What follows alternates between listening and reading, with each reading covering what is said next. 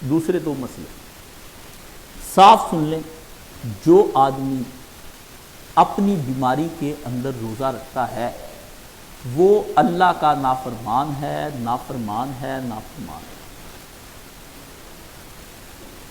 بخار کوئی بیماری معمولی سی بھی ہو، روزہ چھوڑنا آپ پر فرض ہے، فرض ہے، فرض ہے۔ سمجھ آ گئی؟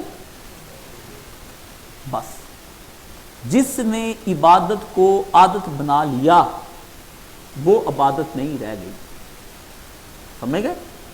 عبادت اور عادت، جب دو سفر میں کہہ دیا کہ دو پڑھو، چپ کر کے پڑھو، جب کہہ دیا کہ اکٹھی کر سکتے ہو بارشوں میں تو کرو،